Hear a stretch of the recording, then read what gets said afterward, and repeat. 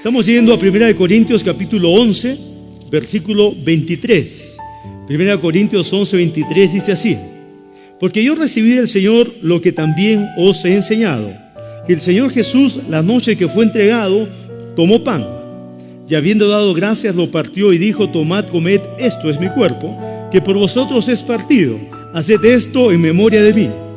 Asimismo tomó también la copa, después de haber cenado, diciendo: esta copa es el nuevo pacto en mi sangre, haced esto todas las veces que la bebiereis en memoria de mí. Así pues, todas las veces que comieres este pan y bebieres esta copa, la muerte del Señor anunciáis hasta que Él venga. Entonces, la Santa Cena o Cena del Señor fue instituida por Jesucristo mismo cuando cenó con sus discípulos por última vez, antes de su muerte. Aquella noche entonces Él compartió verdades importantes del reino de su Padre y el por qué iba a morir en la cruz. Jesús habló entonces de su cuerpo que sería entregado a muerte y su sangre que sería derramada por todas las personas. Ambos, su cuerpo y su sangre, serían entregados con un propósito, y el propósito era redención. Di conmigo: redención. Entonces, cada vez que participamos de la mesa, como vamos a hacer hoy día, de tomar el pan en el nombre de Jesús y permitir que el poder del nombre de Jesús se manifieste en nuestro espíritu, alma y cuerpo, y tomar una copita y celebrar en fe lo que significa la cena del Señor y permitir que la obra del Espíritu Santo sea real en nosotros. Cada vez que hagamos esto, tenemos que tener el entendimiento bíblico por qué lo hacemos. Jesús instituyó la cena y ordenó que se hiciera continuamente para recordar cosas importantes. Él murió por toda persona con el propósito de redimir. Y redención significa que Jesús tomó nuestro propio lugar para hacernos libres, a ti y a mí, para hacernos libres del pecado y de las consecuencias de este. Eso significa redención, que Él tomó el lugar que a ti y a mí nos correspondía, porque dice la palabra del Señor que la paga del pecado es muerte, mas la dádiva de Dios es vida eterna en Cristo Jesús. Eso dice Romanos 6, 23. Entonces, el resultado o la consecuencia del pecado, la Biblia dice que es muerte. Significa muerte espiritual.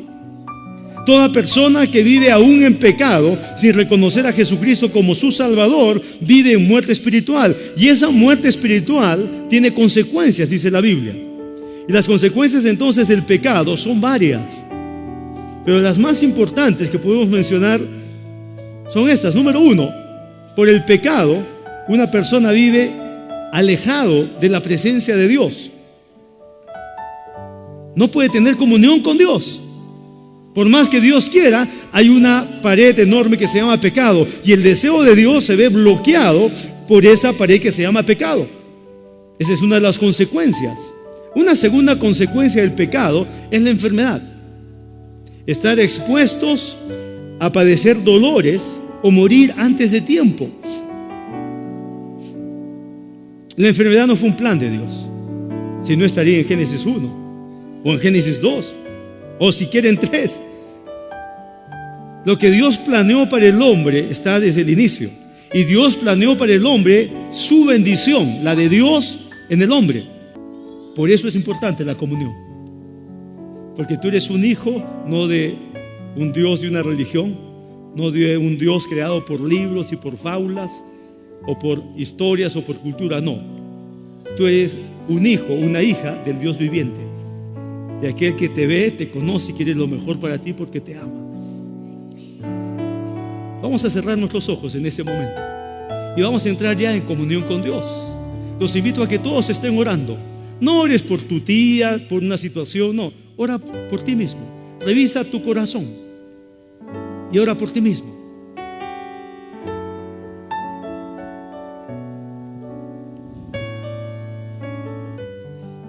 Vamos a orar unos minutos. En un instante oraré por el pan y el fruto de la vid, y seguirás orando con los ojos abiertos después de eso, porque alguien te alcanzará una copa y un pan. y tú puedes tomar de ambos si quieres hacerlo. Pero tienes la oportunidad para estar en comunión con tu Padre. Si alguno hubiere pecado, abogado tenemos delante del Padre a Jesucristo el justo, dice 2 versículos después, 1 de Juan. Ese es un tiempo entonces para reconocer, para descubrir delante de Dios lo que Él ya sabe y arrepentirte. Yo no sé qué puede ser, pero Dios lo sabe.